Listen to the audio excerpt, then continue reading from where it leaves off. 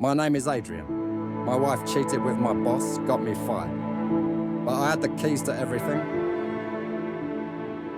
My name is Adrian. My career, spanning over 23 years in corporate finance and internal systems, taught me the importance of data integrity, recognizing anomalies, and understanding the hidden flows of information.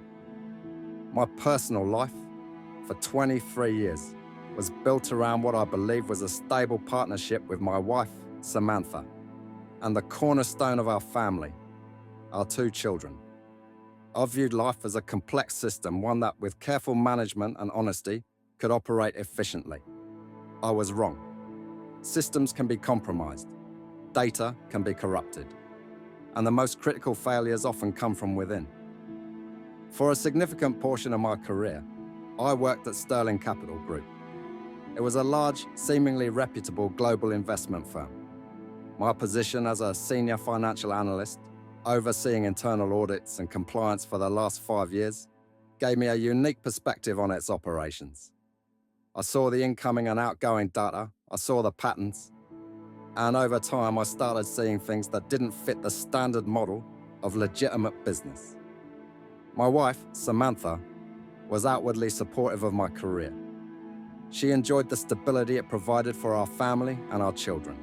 Our son, Leo, then 10 years old, and our daughter, Chloe, then 8. Our life, while not perfect, was functional, predictable, like a well-oiled machine running on schedule. The first subtle anomalies appeared about 5 years before everything collapsed. My boss, Mr. Thompson, the managing director of the North American division, a man in his late 50s, known around the office for his aggressive deal-making and equally aggressive pursuit of women. He was a notorious bachelor, flaunting a different date at nearly every company social event. I paid little attention, his personal life wasn't my concern, until Samantha started visiting me at the office more frequently. At first, I thought it was just her wanting to have lunch, or perhaps felt a little lonely at home after the kids, Leo and Chloe, started spending more time at school. Her visits increased, from once a month to weekly, sometimes 2 or 3 times a week. And it wasn't just a quick pop-in anymore. She'd come in the late afternoon, just as the office quieted down, stay until I was ready to leave, often after 6 p.m, and almost every single time, Mr. Thompson would conveniently stop by my office, often just passing by on his way out. Initially, it was casual, professional courtesy. He was, after all, my boss. He'd chat briefly about work, ask how the kids were, but the interactions shifted subtly. His attention focused less on me, more on Samantha. Casual compliments on her appearance turned into lingering looks, suggestions for networking events that specifically included partners' spouses. Then came the job offers, casual suggestions at first during those office drop-ins. Samantha, you're so sharp, so much energy. Have you ever considered getting back into the workforce now that Leo and Chloe are older? We could certainly use someone with your drive here at Sterling. They became more persistent, more pointed, directed at me in front of her. I'm serious, Adrian. We have a role opening up in investor relations, perfect for Samantha's skill set.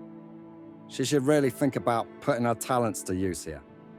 He even had the head of HR send her informational packets, full brochures detailing benefits, salary ranges, the whole package. This went on for months, escalating. I rationalized it as Thompson being Thompson. Charming, overly friendly when it suited him, always trying to recruit talent or impress people who might be useful. Samantha seemed genuinely flattered by the attention, giggling at his jokes, playing along with the networking talk. I saw no critical error in the data then, just background noise in the system. Unpleasant maybe, but not critical. Meanwhile, in the background of this personal narrative, the professional anomalies were becoming harder to ignore. My access to financial records, transaction logs, compliance reports, internal communications. It all flowed across my desk. And it showed a disturbing pattern. Large sums of money, millions, sometimes tens of millions, flowing through shell corporations registered in places like the Cayman Islands and Cyprus. Complex multi-layered transfers to offshore accounts that didn't align with any legitimate client deals I was aware of. Significant discrepancies in reported earnings versus actual cash flow in specific divisions. Data points indicating systematic money laundering on a very significant scale. My job required me to document these anomalies, to flag them within the internal compliance system. But I quickly learned the system was designed to absorb these flags, to bury them under layers of bureaucracy, obfuscation, and fabricated explanations. The higher up I traced the flow, the more the data pointed to deliberate action, coordinated by senior executives. It became clear this wasn't accidental or rogue activity. It was the core function of a hidden criminal system operating within Sterling Capital Group. For the last 5 years of my employment there, since I first recognized the pattern, I didn't just document these issues in the company system. I began quietly, meticulously, compiling a separate, independent, encrypted archive outside the corporate network. Just data. Copies of reports, transaction logs, email headers, shell company registrations, internal memos, pure information. I didn't know why I was doing it exactly. Perhaps it was a sense of professional integrity. Perhaps a latent systems engineer's need to have a clean backup of corrupted data. I only knew that this data, this truth, needed to be preserved outside the compromised system. The personal and professional systems collided violently 18 months ago, in the spring of last year. Samantha's visits had become even more frequent, almost daily. Sometimes she and Mr. Thompson would be in his corner office with the door closed when I arrived in the morning or returned from an external meeting. Again, I rationalized, discussing that job offer perhaps, or maybe just enjoying the quiet of his large office. I was a systems guy. I looked for hard data, not assumptions. One evening, close to 8 p.m., I was working late, finalizing a complex quarterly audit report for the board. The office was mostly empty, just a few dedicated souls still at their desks. I needed a specific file from a shared network drive, one I rarely accessed directly, tied to legacy communications. I logged in using administrative credentials, navigating through layers of old project data, and I found it. Not a business file at all, an email chain between Samantha and Mr. Thompson. The subject lines were innocuous at first. Meeting follow-up, quick question, tomorrow afternoon. But the content, it was sickeningly, unmistakably clear. Planning their rendezvous, often coordinating with those very office visits to me. Discussing their shared frustrations and contempt for aspects of their lives. Aspects that included me, my routine, my apparent naivete, and confirmations of those late afternoon meetings in his office, filled with intimate details that left no room for doubt. Reading those emails, it wasn't the emotional explosion you see in movies. There were no tears, no screaming. It was cold recognition. The final, irrefutable data points, confirming a complete catastrophic system failure in my marriage. The noise I'd dismissed for years wasn't noise. It was heavily encrypted communication I hadn't bothered to decrypt because I hadn't considered that source could be corrupted. The betrayal wasn't just a casual affair. It was a sustained, calculated partnership.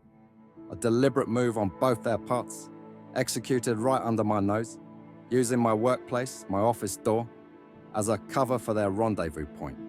I printed the relevant parts of the email chain, every incriminating word, took them home. The next morning, a Tuesday, I presented them to Samantha over breakfast. After Leo, then 11, and Chloe, then 9, had left for school. Again, no yelling. Just the facts, the data. Her reaction was immediate. Not regret, defiance. She didn't deny the emails, she attacked.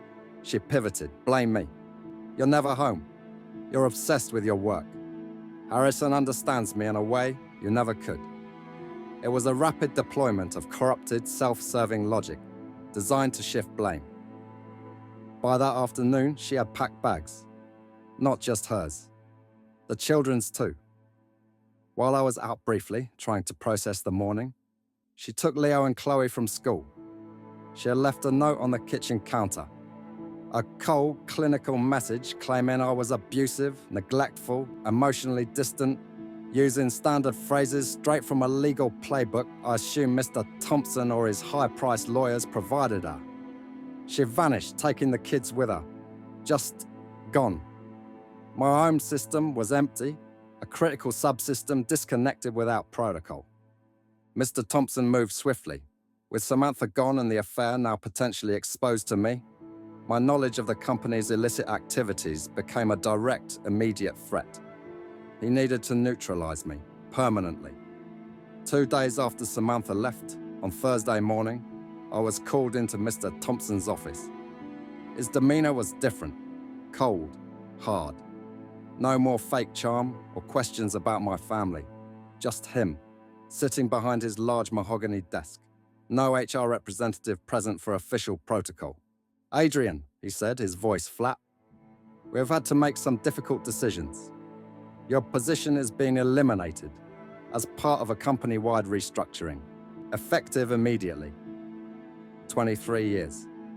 23 years of my professional life dedicated to that company.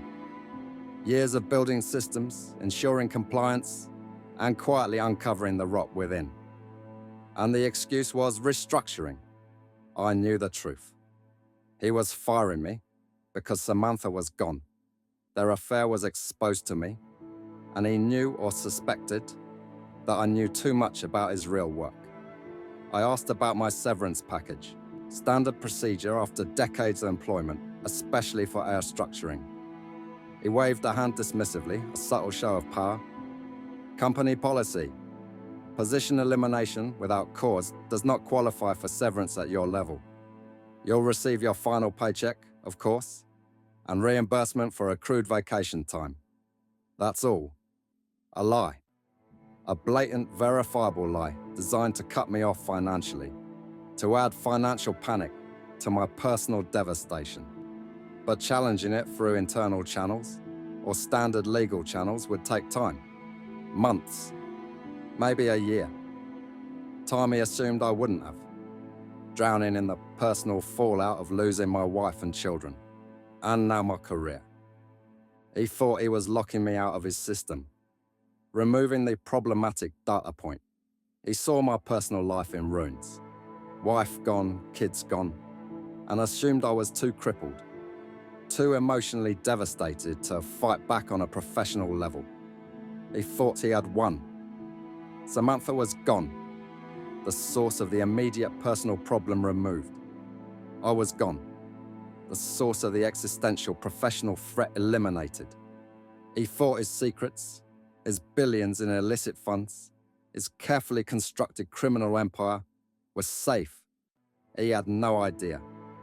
They had dismantled my life, my marriage, my family, my career of 23 years.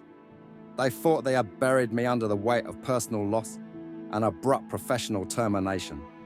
But they didn't realize that while they were busy plotting their betrayal and my removal, while they were operating their corrupted system under the illusion of control, I had been quietly compiling the blueprints to their entire operation. The corruption, the money laundering, the shell corporations, the offshore transfers, the fake invoices. I didn't need access to their live system anymore. I had the archive, every bit of data, encrypted, secure, off-site. This wasn't about anger. It wasn't about revenge fueled by emotion. That would be inefficient. Emotion leads to errors, panic, haste. This was about justice, about accountability, about taking their corrupted system and exposing it to the light, and ensuring that their actions, the betrayal, the theft, the fraud, the attempted destruction of my life, had consequences, proportionate consequences. A total system collapse for them. I immediately contacted Ms. Peterson, the lawyer I had consulted with earlier, based on a colleague's recommendation for complex financial dissolution and white-collar crime cases. I didn't walk into her office broken, telling a story of infidelity and wrongful termination. I walked in with 3 encrypted hard drives and a briefcase full of physical documentation I'd taken copies of over the years. Years of meticulously compiled data. Spreadsheets outlining transaction flows through a dozen shell corporations. Copies of suspicious wire transfers totaling over $2 billion in the last 5 years alone. Fabricated invoices. Regulatory breach reports that have been buried. Internal communications that, when pieced together, outline their methods of obfuscation and the hierarchy of the criminal operation. Evidence of systemic money laundering and financial fraud on a scale that would not only cripple Sterling Capital Group, but send key executives, including Mr. Thompson, to federal prison for a very long time. Ms. Peterson's initial reaction was one of stunned silence as she reviewed the initial summary I provided, then focused, almost chilling intensity. "Adrian," she said, her voice low, her eyes sharp, "this is unprecedented. This isn't just a wrongful termination or a divorce asset case. This is a federal case, a major one. You haven't just brought me evidence of fraud. You've brought me the keys to the entire kingdom. You are not just a former employee. You are a major whistleblower." Over the next 8 months, working closely with Ms. Peterson and her team, and eventually with federal investigators and prosecutors I was put in contact with, we built the ironclad case against Sterling Capital Group and its key executives. The data in my archive was cross-referenced, verified by external sources, corroborated by subpoenaed records. My understanding of the company's intricate internal systems and the specific flow of their illicit funds was invaluable. I provided context, identified key players I'd observed, explained their methods of obfuscation, their communication dead drops, their backup plans. I became the central witness, the man who held the map to their criminal maze. It was a demanding process, hours of interviews, reviewing thousands of documents, reliving the professional environment, knowing the depth of the betrayal by the people involved, seeing the true scale of the corruption. But the knowledge that I was dismantling their carefully constructed criminal enterprise, piece by piece, brick by brick, using the very data they thought was buried or gone, fueled my focus. This was the ultimate system correction, bringing the corrupted system down from within. The takedown was swift and decisive. After 8 months of quite intensive investigation, the warrants were issued nationwide. Federal agents raided Sterling Capital Group's offices simultaneously in 4 different cities. Bank accounts globally containing billions in laundered funds were frozen within minutes. Key executives, including Mr. Thompson and 3 other managing directors, were arrested in handcuffs, charged with multiple counts of fraud, money laundering, and conspiracy, charges that carried decades in federal prison. The news broke like a tidal wave across the financial world and the public. A major global investment firm exposed as a sophisticated front for international money laundering. Billions of dollars seized. The scale of the operation shocked everyone. My name wasn't initially plastered on the headlines, but within the company, the legal circles, and the federal agencies involved, my role as the whistleblower, the one who provided the critical, undeniable data, quickly became known. Mr. Thompson's carefully constructed life, built on fraud, arrogance, and exploitation, collapsed entirely. He faced the full, unforgiving weight of the federal justice system. His high-priced, aggressive lawyers couldn't fight irrefutable data and my detailed testimony. He was found guilty on all major counts, sentenced to 25 years in a high-security federal prison. His empire was gone. His freedom was gone. His comeuppance was absolute and permanent. Samantha resurfaced after Mr. Thompson's very public arrest. Facing financial ruin, I assume her access to Thompson's funds was instantly cut off, ostracized by her social circle, likely abandoned by Thompson himself once he had bigger problems than their affair. She contacted me, repeatedly. Phone calls, tearful voicemails, dozens of emails, even showing up at the apartment I was renting, trying to see me, pleading, crying, claiming she made a terrible mistake, saying she wanted to come home, that she loved me, that we could fix things, mentioning Leo and Chloe constantly, using the children as leverage again, claiming they missed their father. Her pleas were irrelevant data, noise in the system. The emotional system had been reset. The parameters permanently changed. My focus had been on Leo and Chloe's well-being and stability since they were taken.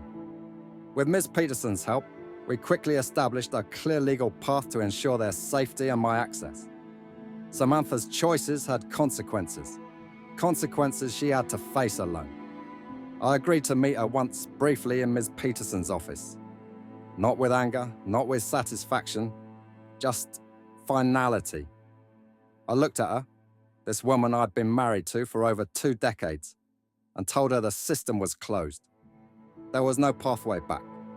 Her data had been purged from my life's operating system. My full cooperation with a federal investigation, providing key evidence, testimony, and expert insight into the company's systems, was formally recognized. The United States government, under specific whistleblower statutes, awarded me a substantial sum, a percentage of the $2 billion in recovered assets. It was far more money than I would have ever earned in my career. It wasn't about the money for me, but it provided a new foundation, a chance to rebuild entirely on my own terms, without the baggage of the past. Rebuilding wasn't about replacing what was lost. It was about building something entirely new, something genuine, something based on truth, trust, and uncorrupted data. 5 years after the collapse of my old life, I met Eleanor. Someone kind, honest, someone who saw me, truly saw me, beyond the career and the past trauma. Someone who genuinely loved Leo, now 16, and Chloe, now 14, embracing them as her own. We built a new life together, a new stable system, one optimized for genuine human connection, honesty, and trust. Samantha, her path was different. The consequences of her choices, a calculated betrayal, her abandonment of her family for greed and superficiality, stayed with her. Financially struggling after being cut off, socially isolated as the truth about the affair and her role in abandoning her family became widely known. Living with the outcomes of prioritizing deceit over loyalty and honesty. A final, cold, and perhaps fitting outcome for someone who corrupted the system for personal gain. Some might see this as a story of revenge. I see it as a story of systemic correction, of balancing the scales that were deliberately tipped by arrogance and greed, of ensuring that even the most deeply buried secrets, the most carefully constructed lies, the most protected criminal enterprises can be brought to light and dismantled if you have the data, the patience, and the willingness to execute the counter-protocol with precision when the time is right.